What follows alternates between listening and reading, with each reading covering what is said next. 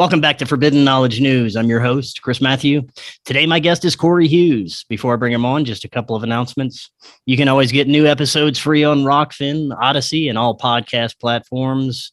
Go check out Rokfin. This is where you get our premium content that you can't get anywhere else, and all the amazing content from every creator that is on Rokfin. Check out all the podcasts that we feature on the Forbidden Knowledge Network. You get those on our website, forbiddenknowledge.news. And follow us on Facebook. Those links are all in the description. Finally, check out C60 Purple Power. It may be the most powerful antioxidant known to man, but check it out for yourself. Click the link in the description, see what it can do for you. And if you order, you're going to get 10% off plus free shipping. Today, I want to welcome back to the show Cory Hughes. He is a historian, researcher, and host of Understanding Propaganda. Cory, welcome back. How you doing? Good. What's going on, man? Oh, nothing much. I've been kidnapped by aliens, and I've been traveling the cosmos for the past few weeks, and ended up at a B&B in Loveland, Colorado. So I'm here now. I don't know where I'll be next few days, but all good, man. And welcome back. And we've got some exciting things to talk about today. We're going to be having a new addition to the Forbidden Knowledge Network, a show about crypto.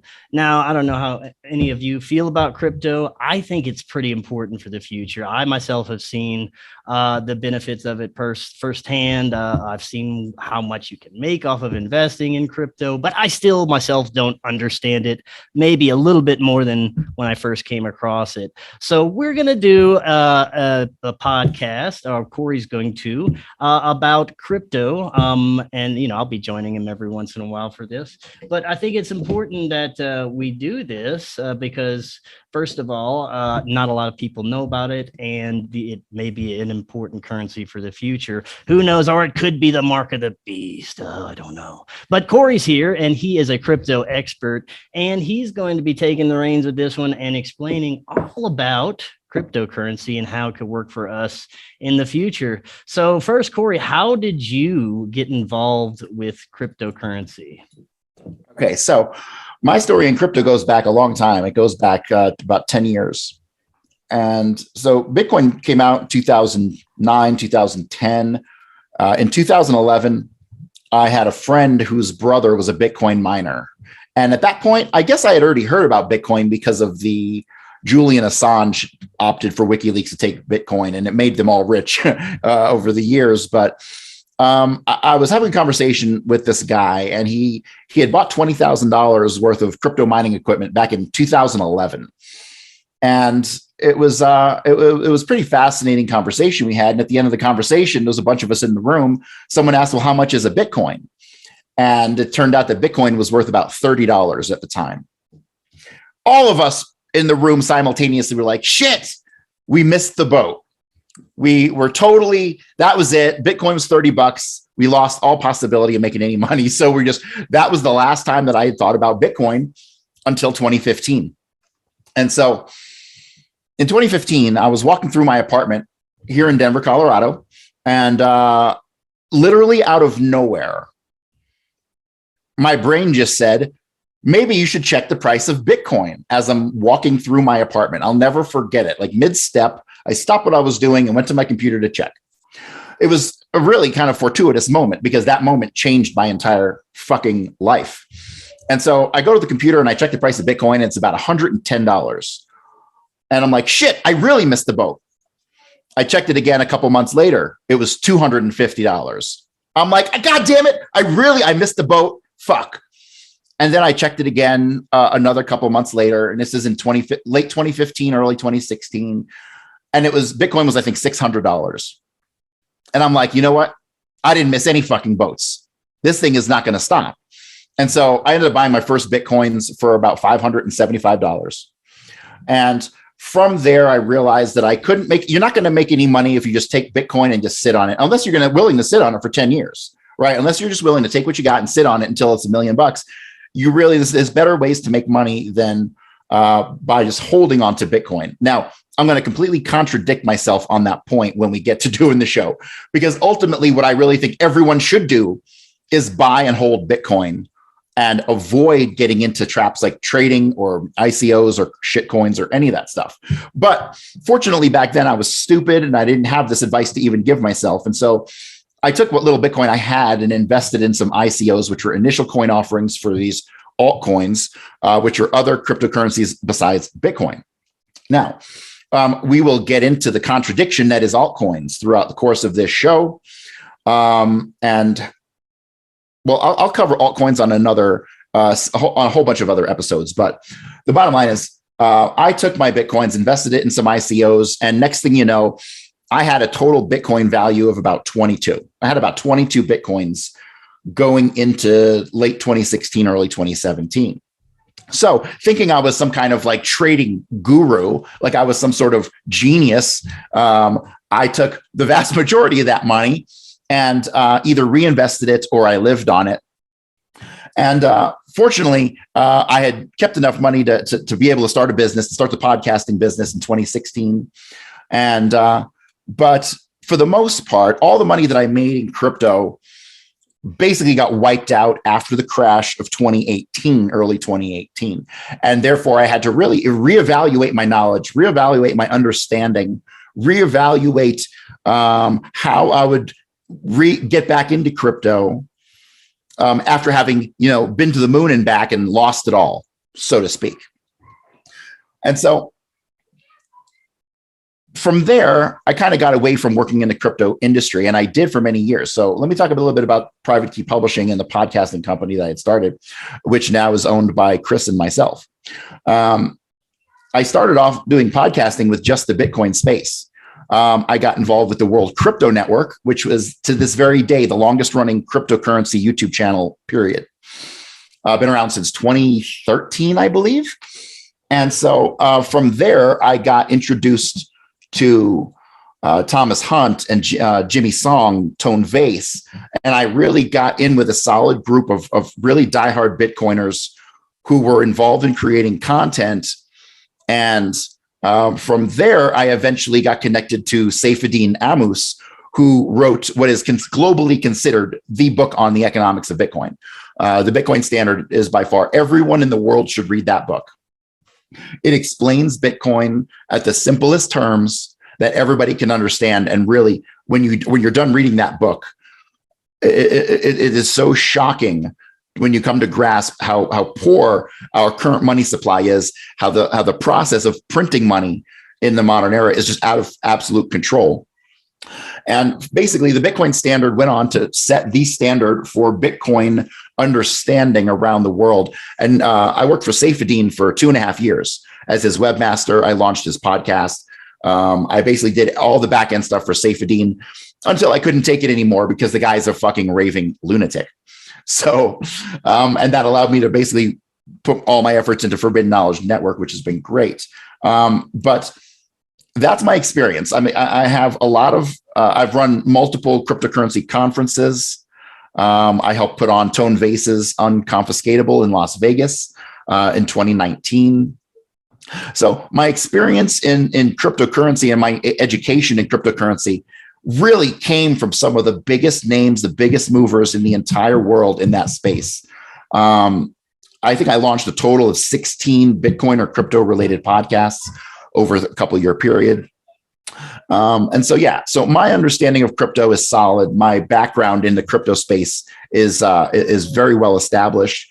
And so I haven't been dealing with crypto for years as far as, I've been following the Bitcoin market daily and the crypto markets daily, but I haven't really been doing a lot of content because my focus was elsewhere, right? But now I'm kind of seeing there is such a rise of absolute bullshit going on in the crypto community, in the crypto space, that like I'm just at my wit's end. I need to verbalize my concerns of what's happening, and that's kind of led to me and Chris talking about creating this new show.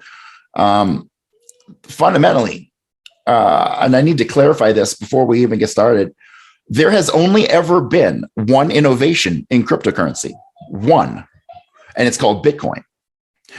Every other coin out there is a blatant copy ripoff of the underlying code and technology. There's nothing innovative about any cryptocurrency. other than the underlying blockchain that is Bitcoin. And so here's where it becomes a little hypocritical. If you want to amplify your Bitcoin, how do you do it? Well, then you have no choice but to deal with these altcoins and other cryptocurrencies that ultimately, as we will see throughout the course of the show, they don't do a fucking thing. They are not technically cryptocurrencies because they are not decentralized. They are controlled by companies, corporations, and individual people. We can go down the list of every cryptocurrency, and I can name the fucking person in charge of making the decisions for that currency. It is not you, the community, like it is in Bitcoin. Bitcoin is the only true democracy we might have in the whole world.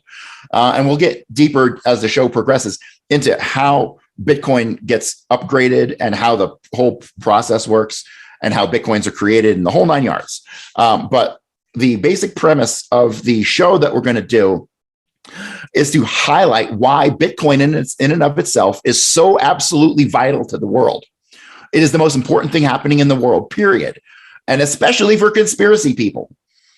Conspiracy people need to really grasp that the only salvation we have against the powers that be is to undermine the money supply. And the only way to do that is via Bitcoin. It is the only solution that we have to the vast majority of the problems that our community in this forbidden knowledge news community and this conspiracy community, they need to really grasp why Bitcoin is so powerful as a weapon. Because it is. Bitcoin is a weapon against the establishment and the underlying systems of how currency have worked.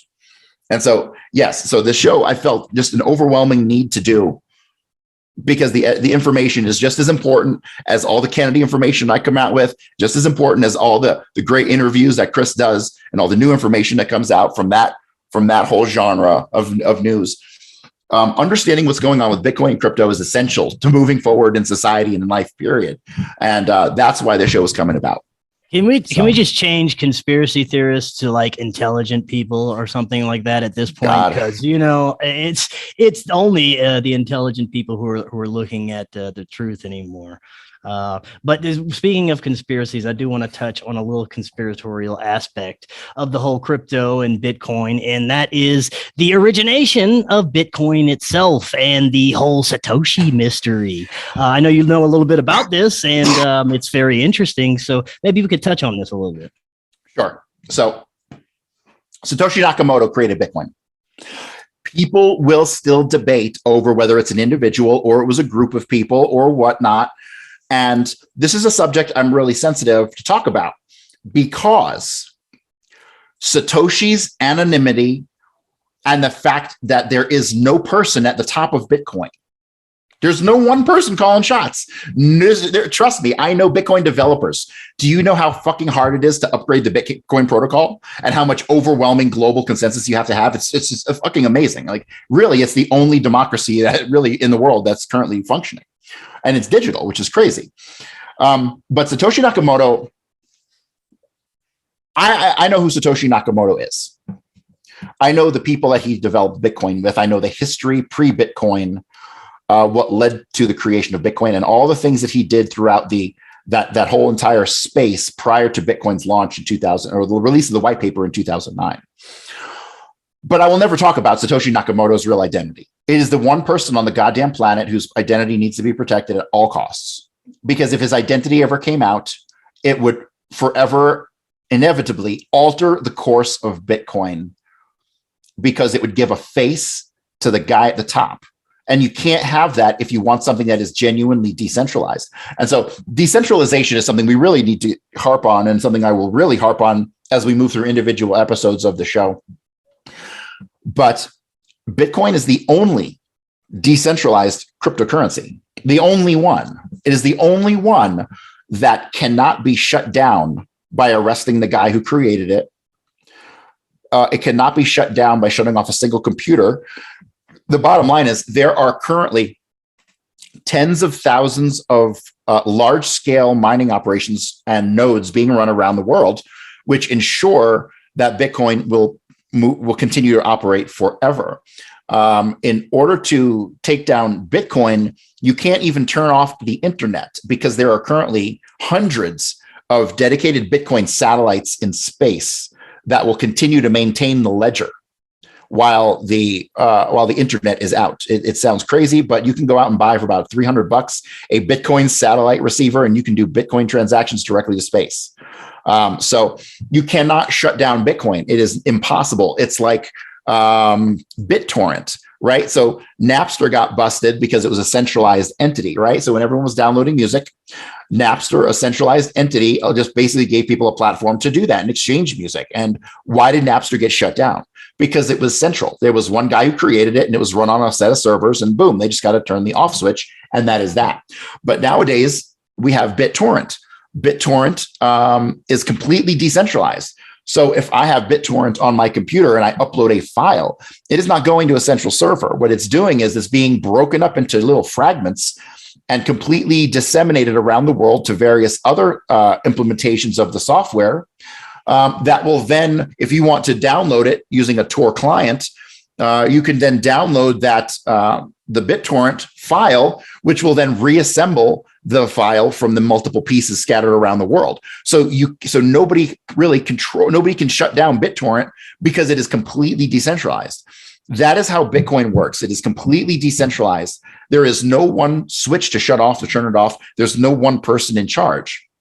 And that is why Satoshi's identity needs to be kept secret forever, at least until he dies.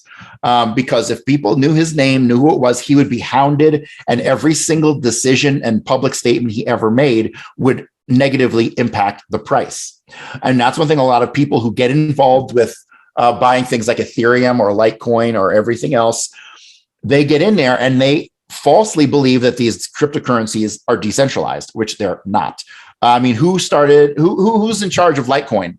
We're talking Charlie Lee. Who's in charge of Monero? Fluffy Pony. Who's in charge of Ethereum? Vitalik Buterin. You see, so you have names and faces associated with each one of these shit coins, which is what I'll call them, because that's what they are. They're shit coins. Now, whether or not you can make money on them is a whole nother story, which we will talk about throughout the course of the show. Right now, there are companies out there that literally make millions of dollars every year by selling manure. Literally, companies make millions selling horseshit. And that's what you're buying when you're buying cryptocurrencies other than Bitcoin. Now, you can make a lot of money selling horseshit. And I have no objection to people making money by buying and trading shit coins. But people who buy Ethereum and think that Ethereum is going to change the fucking world are living in a delusion. And so that's another purpose of this show, is that we're going to go over a lot. The first dozen episodes will probably be going over some of the major shit coins. Once I get past a lot of the theory stuff, we'll go into like the actual shit coins. And I'll basically demonstrate how none of them are different. They're all the same. They don't do anything. They're less secure than Bitcoin. And so all of this ties directly in to Satoshi's anonymity. I mean, that's pretty much how it goes. And that's the only reason that Bitcoin has been able to really avoid having anyone go to jail so far. And I believe the reason that people like Vitalik Buterin and all these other shitcoin creators haven't gone to jail is because the government is trying to stop the rain with a teacup. You know what I mean? Like, they're trying to catch all the rain in a teacup and they can't do it. And so people have gone to jail, really low level stuff. And that'll bring us into the outright scams. And that'll eventually connect us to BitConnect. Everyone knows BitConnect, whether you know it or not. BitConnect. Remember that guy? BitConnect. Yeah. Okay. So Carlos, what's his name? So I will do a whole show just on BitConnect, because I knew all those guys who were running BitConnect. I was involved with BitConnect. I actually went to a fucking $1 million party with the BitConnect guys. I have pictures of myself with them. It's great. We had a great time. And then it all got shut down as a scam, which is hilarious because BitConnect and the fundamentals of what BitConnect were have really just been transported into what is now called DeFi. There's a new thing, DeFi. You'll hear that term, decentralized finance. It's supposed to be fully autonomous, this and that. But no, when you dig into the nuts and bolts of what DeFi actually is, it is straight up BitConnect. You put up your Bitcoin and they hold on to it like an investment, and then they return it to you after 30, 60, 90 days, and then you earn some interest, but you get paid back, not in Bitcoin, you get paid in a shitcoin. And that's exactly what DeFi is. And that's exactly how BitConnect worked. So I love to point out the hypocrisy in the crypto community, because everyone is BitConnect's a scam. Everyone says that, but then everyone loves DeFi. So I'm like, you're all a bunch of dummies. So Chris will tell you, it's kind of my niche in life to rain on everybody's parade.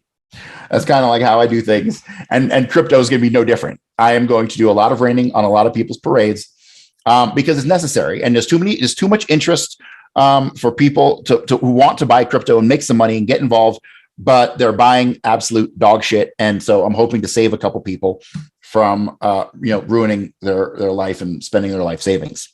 Well, one of the biggest counters I hear in this, community is that they don't understand how crypto holds any type of value and how the blockchain works and how, it could equal out to something tangible like paper money when it could be actually gone in an instant if our grid goes down, so right. That's a big concern for some people. Sure. Well, let me first reiterate. I hear a lot of people, like this morning, I watched a big thing on this, I forget, SG Report or one of those conspiracy bit shoots. And basically, they were talking about how they were against crypto unless it's backed by an asset, right? Unless there's gold backed in a vault somewhere that backs it. And like when I hear people say that, it completely and totally tells me that they don't have they don't understand crypto at all. They do not understand the mechanisms, but they don't understand what gives Bitcoin value. So Bitcoin not being backed by anything, people look at it as, it's just printed out of thin air. No, it's far, far, far from the truth. The reality is Bitcoin only exists for one reason. One, people will give you a million fucking bullshit buzzwords and terms on what Bitcoin is and what it can do and why it's here.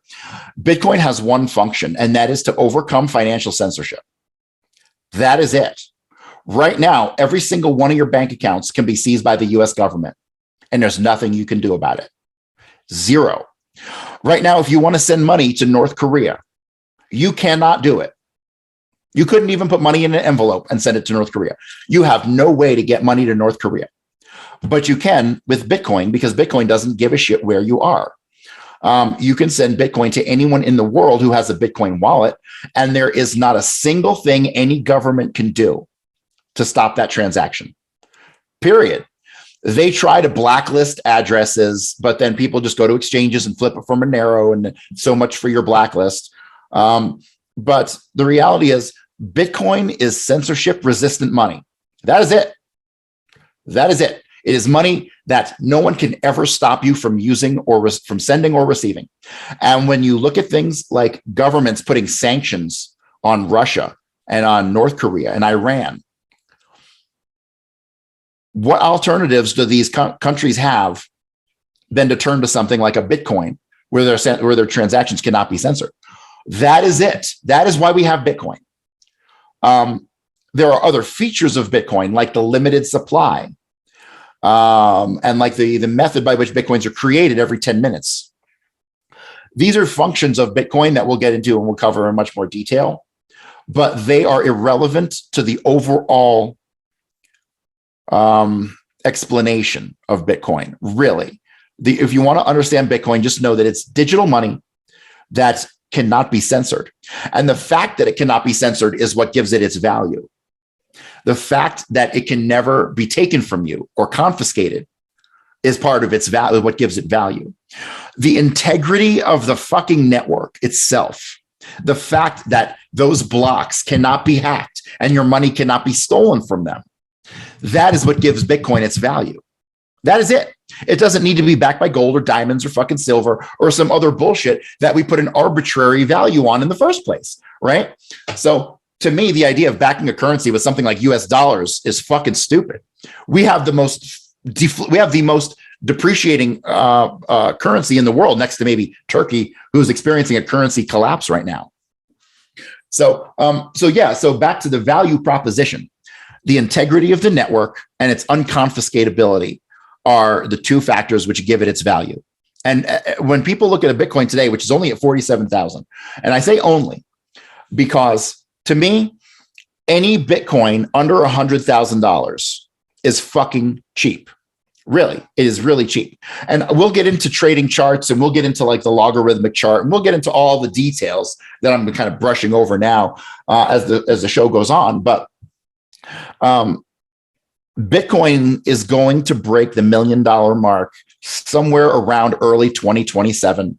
And we know this based on long-term charts, based on where Bitcoin has been and the projection on where it's going. It's kind of like an arrow. If you shoot an arrow is not going to change direction mid-flight. And that's kind of how Bitcoin trading works, is by analysis of the past patterns to see where it's going and then try to make a move ahead of where you think it's going to go. That's kind of how Bitcoin trading works. So, you talked a little bit about it being decentralized. Is there any danger of this just somehow changing in the future? Because we know these motherfuckers like to make up their own rules and make their own reality and change things just willy-nilly because of agendas. Right. So is this have any danger of this occurring with Bitcoin or cryptocurrencies? Well, that's already happening in cryptocurrencies. Like motherfuckers just print their own money. That's what cryptocurrencies in general are, or what these people call cryptocurrencies. And I'll say that Ethereum and all these bullshit coins are not cryptos because they're not nearly as secure as Bitcoin, and they're controlled by a central entity. They're not decentralized. Therefore, they're not crypto. But as far as Bitcoin goes, there's a couple ways to look at it. No, number one, no. The algorithm is set. It's done. It's in place. There will be how Bitcoin works fundamentally is in the beginning, you had every time a block was created, you need incentive for the miners to hook up their expensive equipment and spend electricity money on trying to mine these Bitcoins, right? So when Bitcoin first came out, when every time a new block was created, and a block is created every 10 minutes, and the duration of each block is kept intentionally around 10 minutes, and that is determined by the level of difficulty in the algorithm. Now, the level of difficulty is constantly changing. If more or less miners come onto the system, the difficulty goes up or down to maintain a kind of homeostasis, a status quo, keeping the guessing of the nonce to every 10 minutes, which we'll get into in another show. But Bitcoin will not and cannot, as far as how many Bitcoins are created, they will never, ever change. So in the beginning, it was 50 Bitcoins per block. 4 years later, the reward for miners went to 25 Bitcoins per block. And that happened in 2014, I think. No, it must have been 2012, because I remember the halving in 2016. So, and then 2016, it went down to 12 and a half Bitcoins per block. And then in 2020, it went down to 12.25 Bitcoins per block, or it keeps splitting, right? And then it goes to 6 and change, and then it'll be 3 and change, and then 1.5. And this is every 4 years. So it has a half-life. Every 4 years, the number of Bitcoins that are rewarded gets cut in half. Therefore, it will take until the year 2140 for all the Bitcoins to be mined. In 2140, the amount of Bitcoin remaining to be mined will be so small that there will be no more Bitcoin mining. What there will be, the miners who are in place, where they will continue to make money through transaction fees. And that's a whole conversation that's going to have to be had 100 years from now. That's going to piss a lot of people off in 100 years. So fortunately, we'll all be dead by then. So that doesn't really affect us. So in the meantime, what they're working on now are second layer solutions. Okay, so right now, Bitcoin has 8 decimal points. The US dollar has 2, 50 cents, 75 cents. That's 2 decimal points. Bitcoin goes out 8 decimal points. So what is that? 10 millionths of a Bitcoin each one. The individual meter of a Bitcoin is called a Satoshi. So when you get into these second layer solutions, and when I talk about second layer solutions, I mean like things like TCP/IP, right? So we have this internet that connects all these computers. And then over the years in the internet, they've built different layers on top of it. TCP/IP, SSL, they've built all these different kinds of layers that do different things on top of it. And that's what gives us the functionality of the internet we have today. Bitcoin is nothing more than an additional layer on top of the internet. Now, when you're talking about second layer solutions for Bitcoin, what you're talking about is building additional layers on top of the original layer of Bitcoin. Now, Lightning Network, some people might have heard of the Lightning Network. Lightning Network is a second layer solution for Bitcoin that allows for instant settlement of transactions, which is really fucking amazing. So let me explain how monetary settlement works.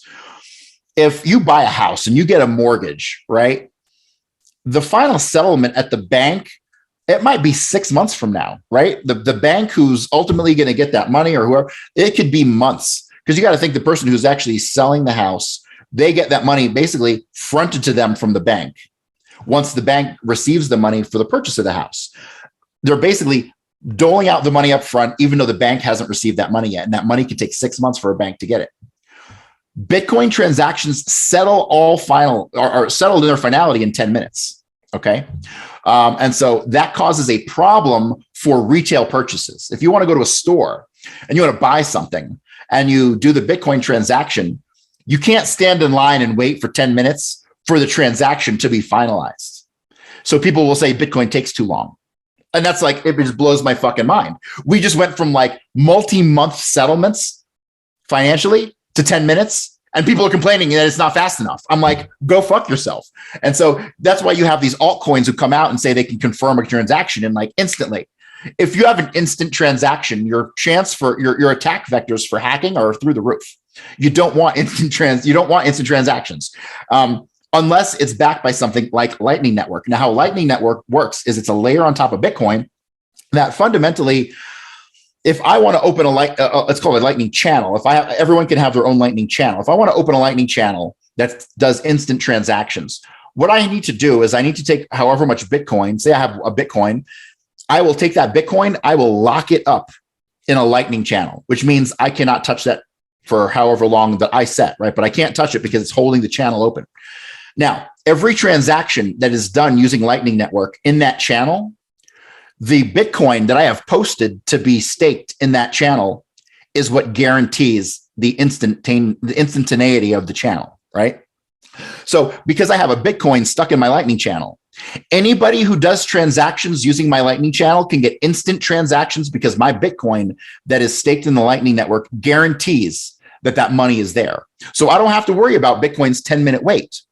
I can get that money instantly because the second layer is backing up the first layer transaction by having a Bitcoin staked, guaranteeing those transactions. So Lightning Network is an amazing, amazing thing.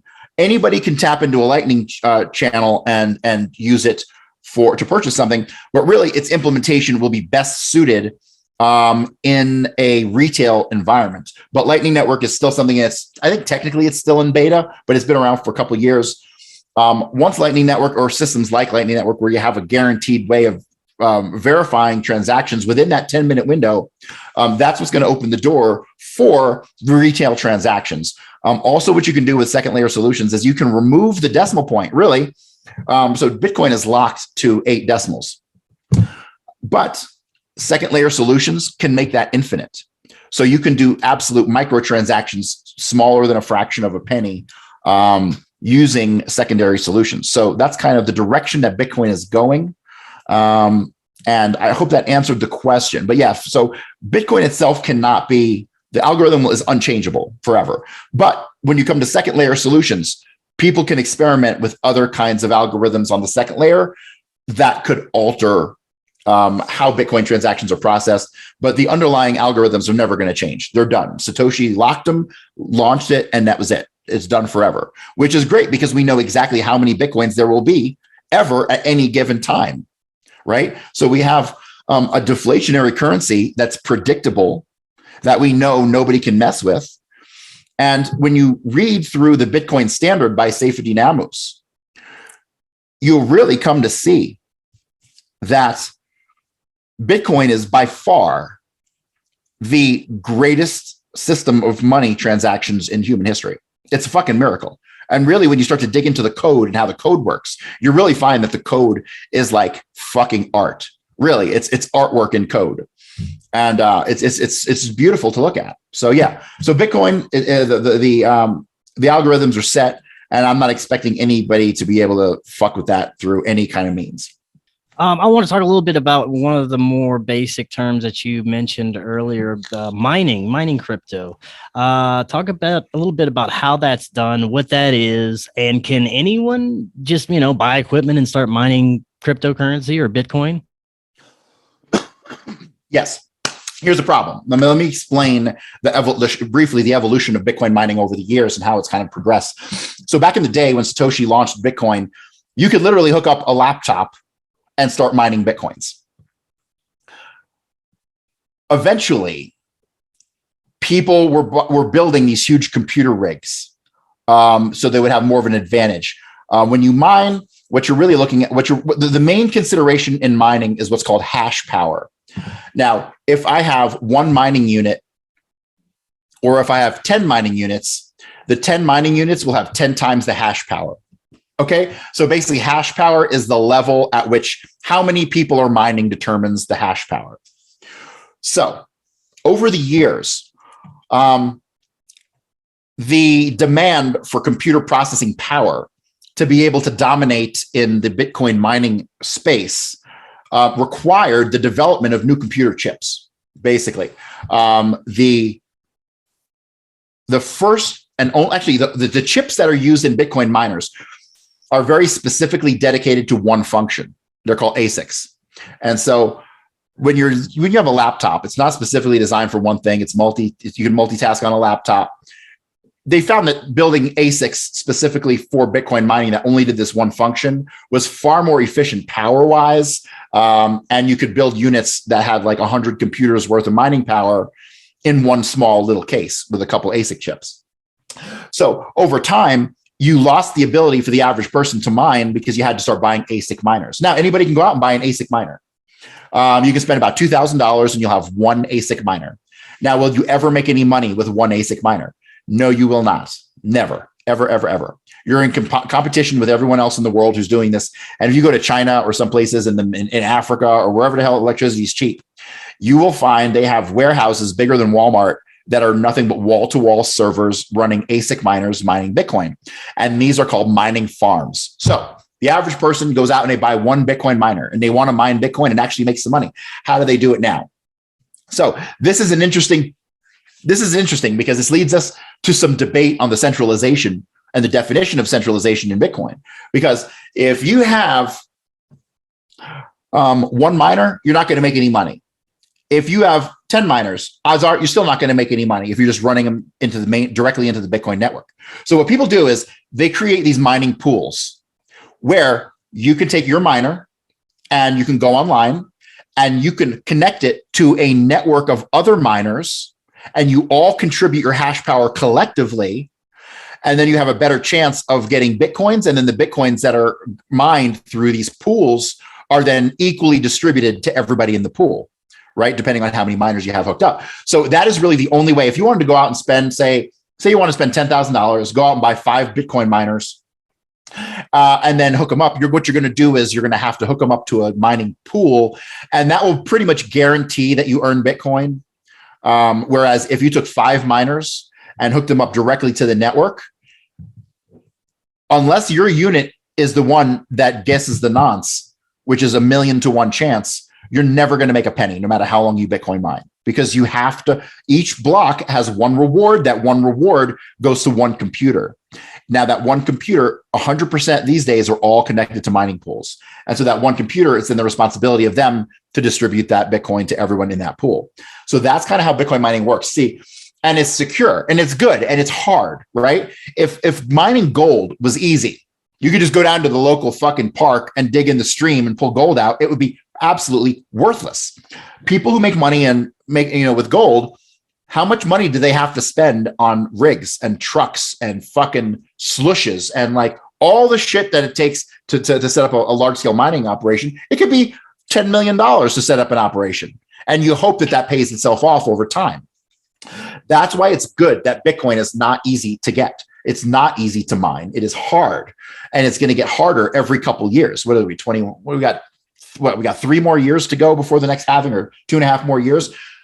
I'm telling you right now, as Bitcoin gets harder and harder to mine, and the cost of mining that Bitcoin goes up and up and up, the value of that Bitcoin will go up and up and up because there's that much less of it, right? See, like gold is garbage. Anybody putting money in gold is a fucking idiot. Seriously, if you have gold, just go fucking sell it or give it away because that shit is from the Stone Age, okay?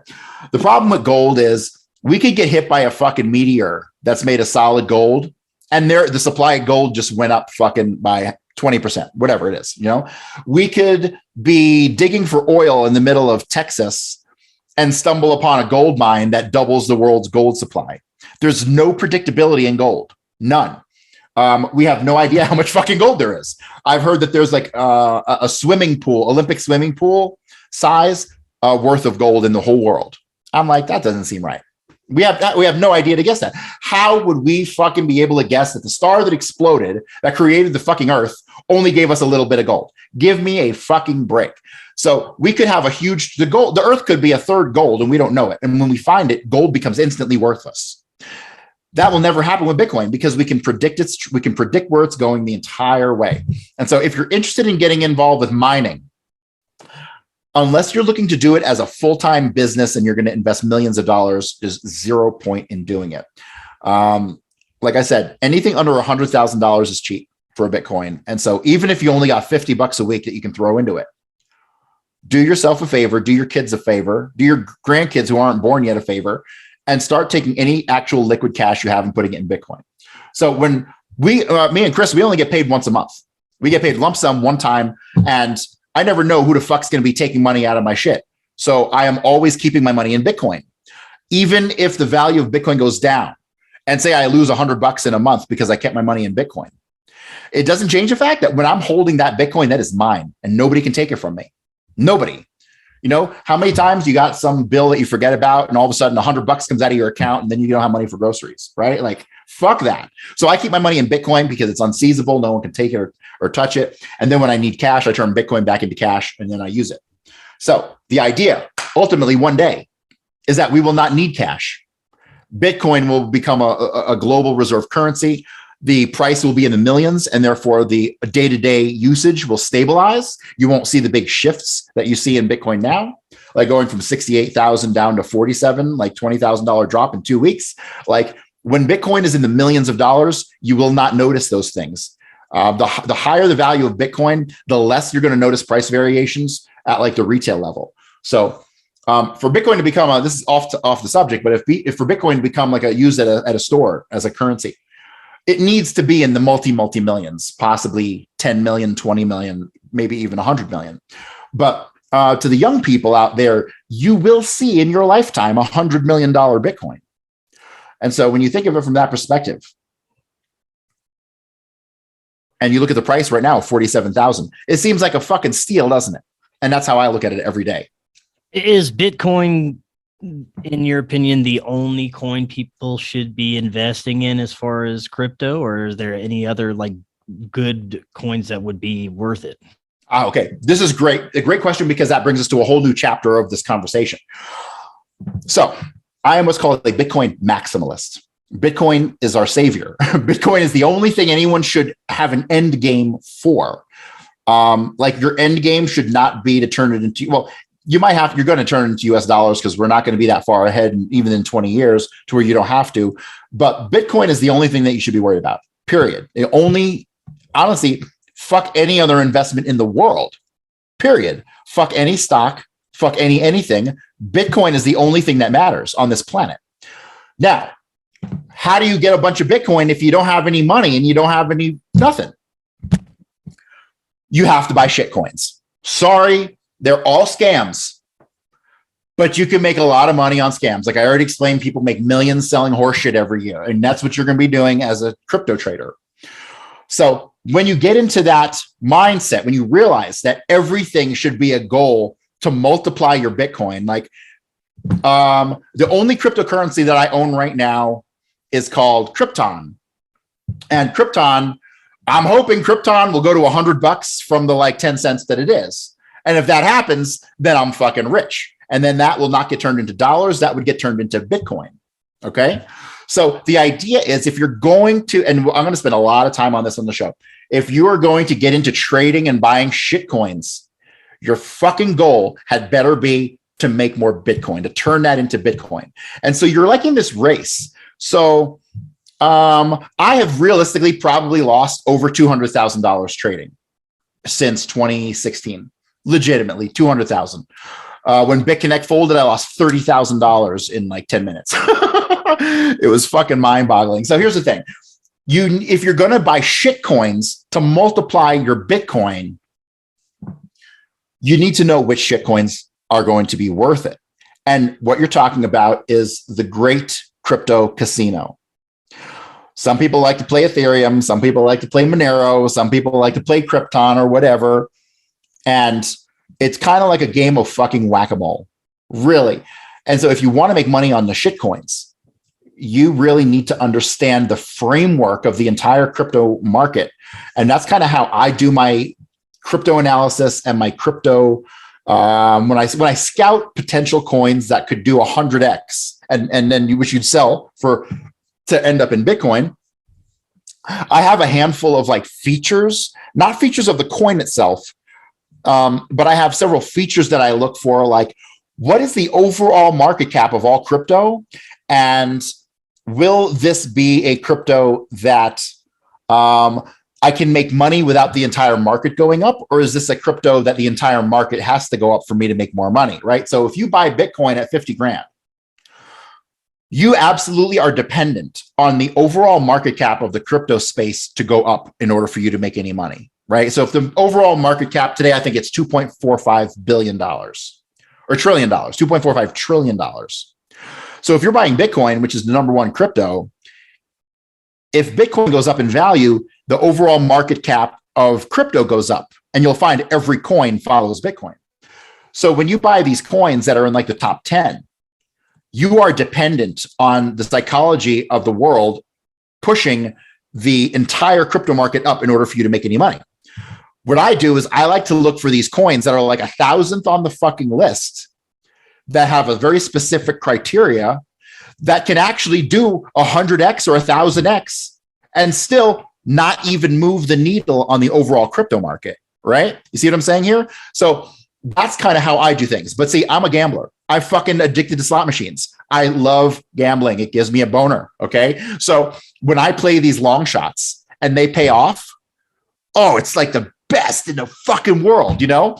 Like if I buy a crypto for $100 and a week later it's worth 1,500 and my long shot paid off, it's fucking better than buying Bitcoin at 50,000 and having it go to 51 and the whole market going up, right? So I try to find these little fucking, and not scams either, like not scams, because there's a lot of these coins coming up that are straight up scams that kind of inspired me to want to do this show. Scams like fucking Shiba Inu coin or Flocky Inu or Santa Inu. I had this Santa Inu coin. Guys actually email me. They still see some of my old crypto podcast stuff. I get emails from crypto people all the time. So like Santa Inu. Okay, who's ever going to go into a store and ask, hey, can I buy these sneakers with Santa Inu tokens? People will laugh in your face. And really, so even though they're all shit, there's different levels of shit in the shit coins. Okay, here's a great one. Monero is not a shit coin. Monero had a fair start, no ICO, no scammer, and it serves the function of being a privacy coin, right? So it hides your identity. The problem with Monero is it's run by a guy named Fluffy Pony. Fluffy Pony just got arrested and fucking extradited to South Africa for some kind of fraud. So Monero's not doing shit as long as he's in jail. You see the problem there? If you have a face to the coin and the guy goes to jail, your coin's going to go to zero, okay? So Monero has always been a great coin. Fluffy Pony's always been cool. I actually partied with him one time in Vegas at a couple of years ago at a convention.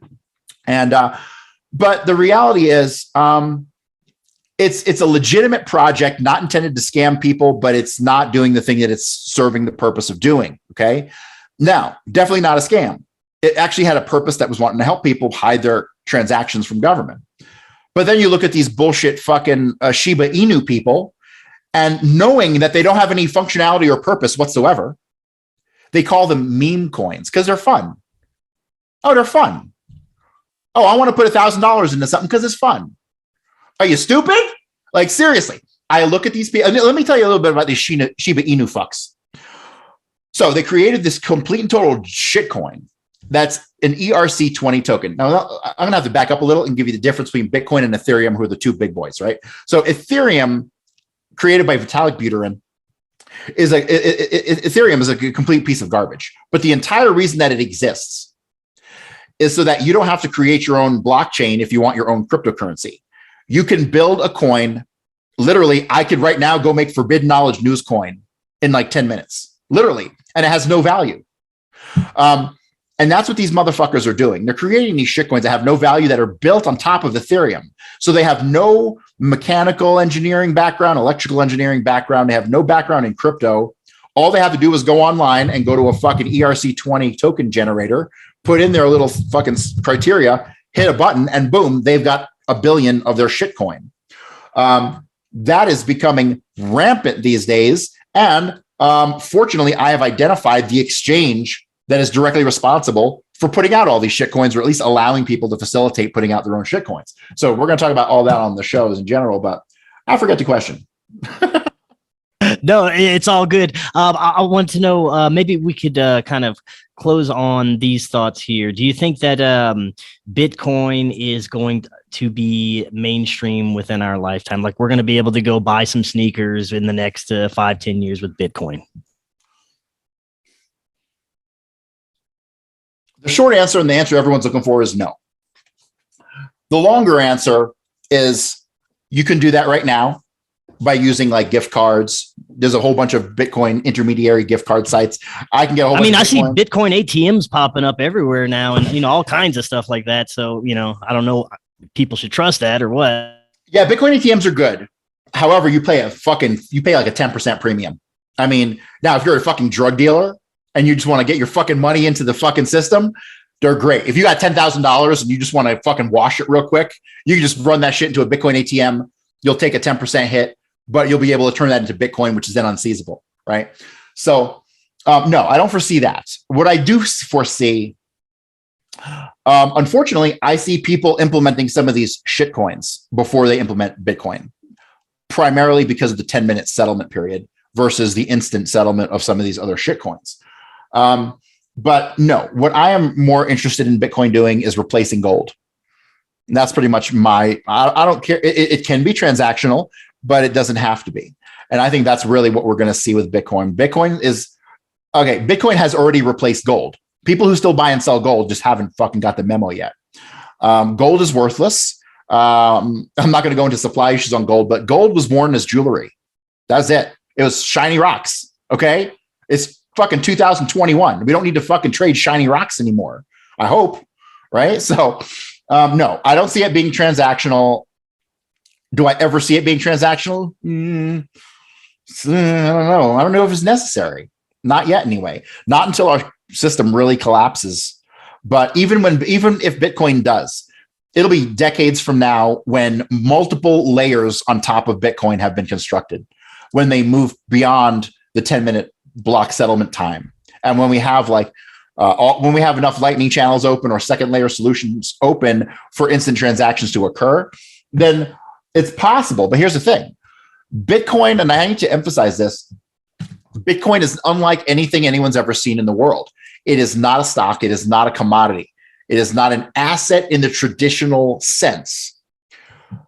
When you're buying a Bitcoin, you are basically taking ownership of a small percentage of the entirety of the network. So the price of Bitcoin can literally expand as much as it needs to, right? There's no top to, like Bitcoin at $1 billion to me is not unreasonable in our lifetime. And the reason for that is because it's a portion of a system, right? You're buying a chunk of a system. You're not buying a token or an asset or anything of like I'm holding a wallet in my hand. It's an actual asset, right? So it's a physical. I can touch it. It's one thing. I didn't buy a percentage of all wallets in the world, of systems of wallets in the world when I bought that wallet. But that's what you're doing with Bitcoin. You're buying a piece of the system. And so the value of that system can go to infinity. I don't even know the number, but it's in the hundreds of trillions of dollars, if not quadrillion dollars worth of assets on the planet that are somewhat fungible and movable around, and you can transfer them. Bitcoin can absorb all of that. Literally, Bitcoin can absorb that. So if you have a total market cap of, say, $1 quadrillion, right? It's 1,000 times what it is now, $1 quadrillion. And say there's only 21 million Bitcoins. Each Bitcoin will be worth 1/21 millionth of that $1 quadrillion. And that is how you get a Bitcoin that's worth 10 or 100 billion. And I think the world will absolutely see $100 billion Bitcoin 50 years from now, something like that, 100 years from now. It will happen. It will happen unless the giant meteor comes and then we're all fucked anyway. And then maybe the aliens can pick up the Bitcoin satellites and start having their own party with them. But other than that, no. This is it's a longer term hold asset. And honestly, what people should really be doing And here's the thing. People are like, oh, Bitcoin's $50,000. I missed the boat, right? Well, I thought I missed the boat at $30. And I thought I missed the boat at $100. And I thought I missed the boat at $250. And at $50,000, the boat hasn't even left the fucking dock yet. It hasn't even left the dock. Okay. So my advice to everybody is, number one, come to understand it. But that's a hard part. So I don't count on everybody coming to understand it. Most people don't understand money in general, and every one of us uses it every day. But I highly suggest you buy some, even if it's only $100, even if it's only $25. Hell, get a hold of me. I'll sell you Bitcoin. Okay. The whole process now is about making it easier for people to do that. But actually acquiring and holding on to Bitcoin, in my opinion, it's the only reason I exist anymore. If there was no Bitcoin, I would have zero hope for life, and I'd probably go fling myself off a fucking building. But Bitcoin gives me all the hope that I fucking need for the future. Really, not only for my own financial security, but because its ability to take down the powers that be. And that to me is the most important thing. For sure. Yeah. And guys, we want your feedback on this too. Let us know how you feel about the crypto show. If you want, if you're interested in finding out more about crypto, how to get it, how to acquire it. And you said, Cory, the easiest way is probably to start out with some shit coins and then trade. Well, here's the thing. That's some more advanced shit. So like I would advise people, if you're going to do what I do, which I don't recommend, what I would recommend is just buying Bitcoin. Go to Coinbase.com or wherever you're going to get Bitcoin. Actually, I'll have to come up with an affiliate Bitcoin link so we can make some money on Bitcoin here. But you just want to buy it and hold it, right? Just buy it and hold it. And if in the course of a year, you can come up with $1,000, $2,000 worth of Bitcoin, that will replace your retirement. Like my cousin down here in Colorado, she has a good job. She makes probably $250,000 a year at some corporate bullshit. She has over $1 million in her 401k. I got her a Bitcoin. I had facilitated a Bitcoin transaction for her back 4 years ago, something like that, at about $4,000. She bitched at me for about a year and a half because she didn't make any money on it. And now it's at like 50,000. She saw it go to 70,000. I told her she has another 6 years before she can touch her fucking 401k. I told her, and I will stand by this. The Bitcoin that I hooked her up with will be worth more than her 401k when she's able to access it like 5-6 years from now. Period. It's going to smoke it. It's going to make it look like nothing, because her $1 million will probably be down at about 600,000. After the crash happens, we will have the great financial collapse within the next 6 years. Fucking guarantee.